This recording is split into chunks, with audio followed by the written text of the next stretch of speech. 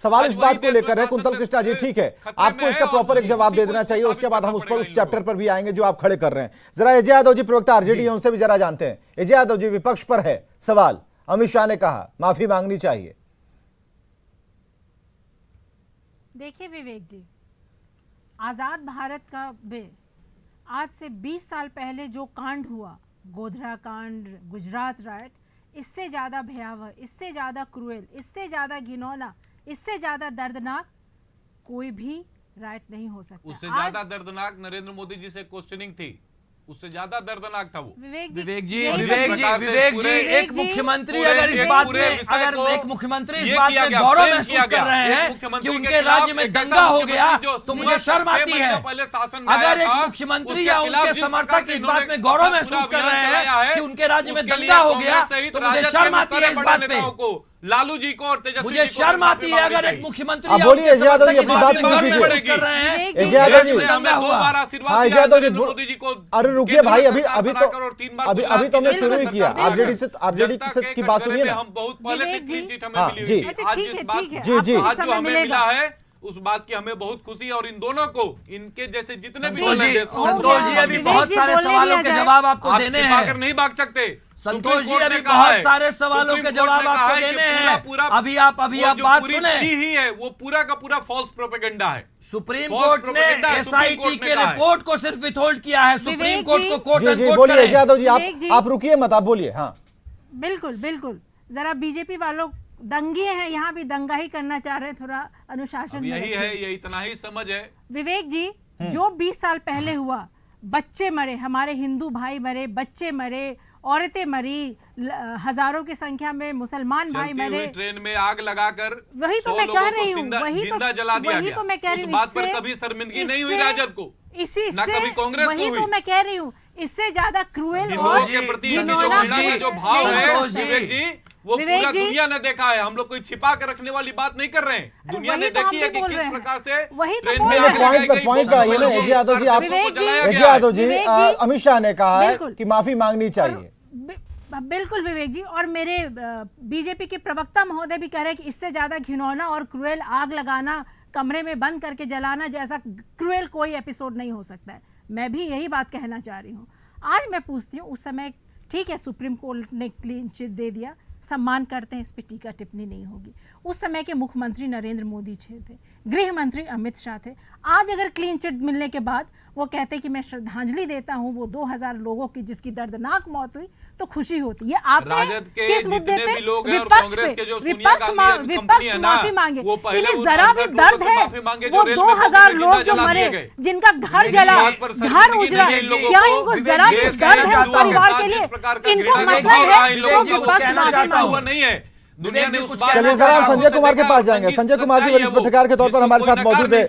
अब देखिए, अब जितने लोग हैं, अब इस टॉपिक पर बात करना शुरू कीजिए तो तरह तरह के कमेंट आने शुरू हो जाते हैं। सोशल मीडिया पर लगातार हमारी नजर है। भाई ऐसा कमेंट मत कीजिए जिसे हम पढ़ ना पाए आपके नाम से। अगर आप चाहते हैं कि ऐसी ही बात अगर हम पढ़ पाए, और मीडिया को नसीहत मत दीजिए। जितने भी लोग जुड़े हैं, आप लोग भाई लोग हैं, अच्छे लोग हैं, पढ़े लिखे लोग हैं, तो जो कमेंट बॉक्स में आप लिखते हैं ना, बहुत सोच समझ के पढ़िए और लिखा कीजिए, ठीक है, ताकि वो सवाल बन पाए। हमारे साथ संजय कुमार है, डॉक्टर संजय आते हैं। अजय यादव जी, आपको बोलने का पूरा मौका देंगे। संजय कुमार जी, क्योंकि इसके बाद हम थोड़ा ब्रेक पे जाएंगे। वरिष्ठ पत्रकार है हमारे साथ संजय कुमार जी। संजय कुमार जी, किस तरीके से आप इसे देख पा रहे हैं? क्योंकि जो माफी की मांग की गई है उस वर्डिक्ट पर है जो सुप्रीम फैसला है। सुप्रीम फैसले में जो बातें सामने आई, क्लीन चिट मिलने के बाद जो व्यक्ति बिल्कुल धुला हुआ बाहर निकलेगा, वो कहेगा कि हाँ, जितने आरोप तुमने लगाए थे अब तुम्हें माफी मांगनी चाहिए। इसमें कहीं भी कोई गलत है या फिर नहीं? नहीं, राजनीतिक पार्टी जो होती है उसमें कभी पार्टियां वो सत्ता में होती है, कभी पार्टी सत्ता से बाहर होती है। तो मान लिया जाए कि कोई व्यक्ति सत्ता में थे, उनके कार्यकाल में कोई घटना हुई उस प्रदेश में, तो घटना हुई तो उसके लिए तो एक सिस्टम बना हुआ है आपके देश में, और वो सिस्टम जब बना हुआ है तो जुडिशियरी में अगर चीज़ें वो जा रही है, उसके लिए एसआईटी का गठन हो रहा है। लेकिन जो शब्दों की मर्यादा लांघते हैं, जिस तरफ से भी शब्दों की मर्यादा लांघी जाती है, वो तो व्यक्ति को असहज करता है। और स्वाभाविक है कि जब तक उनको क्लीन चिट नहीं मिलता है तब तक तो लगता है कि इन बातों में दब है। चूंकि होता क्या है, हिटलर भी कहा करता था कि अगर 100 अफवाह को फैला दो तो वो चीज़ें सत्य में बदल जाती है।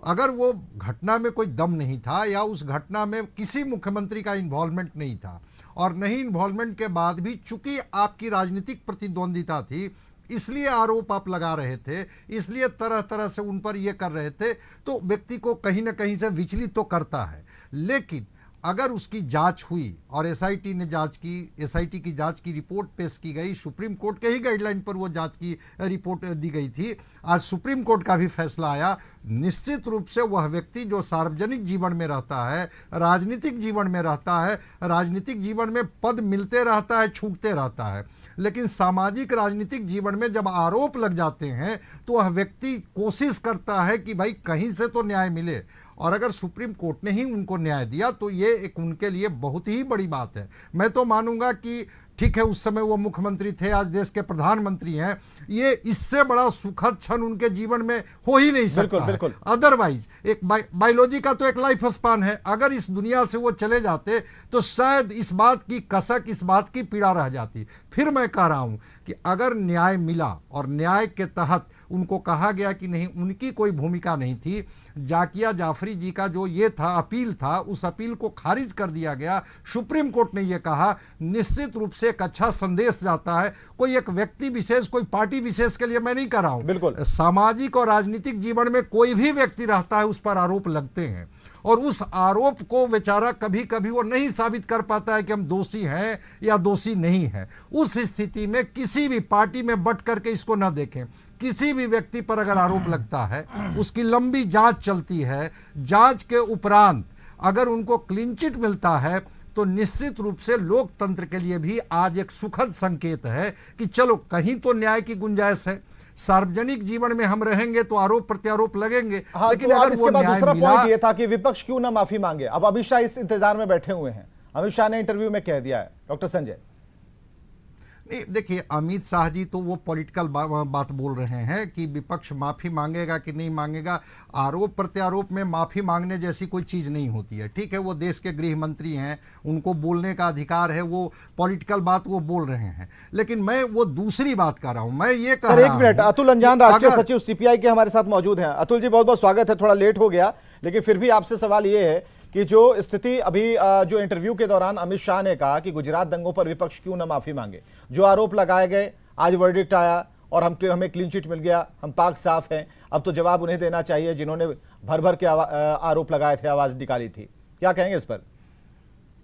देखिए, एक बात आपको बता दूं, इस देश के अंदर गुजरात में कोई दंगा ही नहीं हुआ, कोई लोग ही नहीं मारे गए, एहसान जाफरी भी नहीं मारे गए। वो तो दैवी प्रकोप पर जो मार दिए गए। अतुल अंजान जी तो झूठी तो बोले हैं। रुकिए रुकिए, अरे भाई आप हड़बड़ाने क्यों लगते हैं? अभी तो अतुल अंजान ने शुरू किया, इससे पहले तो आप कह ही रहे थे ना। संतोष पाठक जी रुकिए, अतुल अंजान को पूरा करने दीजिए। जी अतुल जी बोलिए। पूरी पार्टी ही गांधी के हत्यारों की पार्टी सत्यदूत बन गई ना, तो उन्होंने तो वहां तो एक दैवी प्रकोप आया, जहां मर गए, अपने आप मर गए। जस्टिस लोया भी अपने आप मर गई, ईश्वर जहां भी अपने आप मर गई। सच्चाई नहीं बदल जाएगी। अरे सच्चाई बदले ना बदले, आप ये सच्चाई बदल जाती ना, समझ लीजिए सच्चाई। देश के सत्ता में होते, झाड़ुओं से पीटे गए गांधी की हत्या के बाद, और आज आप जबरदस्ती गांधी का नाम लेकर के देश की सत्ता देश नहीं आपकी सत्ता में होना, इस बात का मतलब नहीं है कि आपने कोई महान कार्य किया। बोलते आज देश को ऐसे मोड़ पर लाया। आप देश की सत्ता में, इसका मतलब ये नहीं है कि आपने महान कार्य किया। आपके कार्यशैली पर टिप्पणी करता आया है कर दी, आज तक उसकी जांच क्यों नहीं बैठालते हो? दीनदयाल उपाध्याय की हत्या कर दी, क्यों नहीं जांच बैठालते हो? 8 साल की सरकार हो गई। लेकिन सवाल ये है ना, सवाल ये है कि सुप्रीम कोर्ट ने जो, नहीं ठीक है अतुल जी, सुप्रीम कोर्ट ने जो फैसला दिया, सुप्रीम कोर्ट ने जो क्लीन चिट है, क्या उस पर कोई सवाल कैसे खड़ा हो सकता है? किसी भी समाज के न्याय का विषय अगर आप लोगों ने उठाया हो तो आप ये बात देश के सामने रखिए। आज सरकार है, उसकी जांच करवाओ ना। हर चीज पर झूठ, आज उसकी 20 वर्षों से झूठ बोल रहे हैं अतुल जी। आप 20 वर्षों से झूठ बोल रहे हैं, आप तो 50-60 20 वर्षों से झूठ बोल रहे हैं आप। 1967 से झूठ। शर्म कीजिए इस बात पर। आज कोर्ट ने कहा है, आज अमित शाह जी ने भी कहा है कि आप लोगों को माफी मांगनी चाहिए। आज देश के सामने माफी मांगिए ना। 1955 से 60-70 लोगों को रेल के बोगी में जिंदा जलवा दिया आप लोग। आपकी राजनीति ने लोगों को जिंदा जलवाया, कारसेवकों को। आप उस पर भी देश से माफी मांगिए। हिंदुओं के साथ जितने भी अन्याय हुए उनके लिए माफी मांगिए। आप ये कह विदेशी रहे थे विचारधारा कि को लेकर आप आप लोगों ये ने कह देश रहे को थे इतने कि वर्षों तक गुमराह किया, आप श्याम उसके लिए भी सूरत- माफी मांगिए। अरे बात करो ना आप आपके बताओ ना आपके उपाध्याय जी झूठ की बोलने हत्या से हो गई, सच्चाई नहीं जांच बदलेगी कराओ। अतुल जी। आपके हमारे झूठ बोलने से सच्चाई सच्चाई नहीं बदलेगा बदलेगी। जब इन्हें इस जांच देश हो के गई, अंदर जांच आप हो गई। जैसी चलिए एक छोटे से सुप्रीम ब्रेक के लिए यहाँ पर कोर्ट रुकते हैं, हम आते हैं, तुरंत भाई, हाजिर होते हैं, लेकिन भाई, सुप्रीम कोर्ट ने जो वर्डिक्ट दिया है उस पर हम टिके हुए हैं। हालांकि सभी दल यही कह रहे हैं कि इस जो भी आदेश आया उसे सिराखों पर हम रखते हैं, लेकिन जो सवाल हैं वो बरकरार हैं। विपक्ष अपने सवाल पर आज भी बरकरार है, लेकिन एक तरफ ये कह रहा है कि भाई हम कोर्ट के जो आदेश हैं उसकी हम पूरी इज्जत करते हैं। तो हम आते हैं, छोटे से ब्रेक के बाद आते हैं। अतुल जी सब्र रखिए, आते हैं।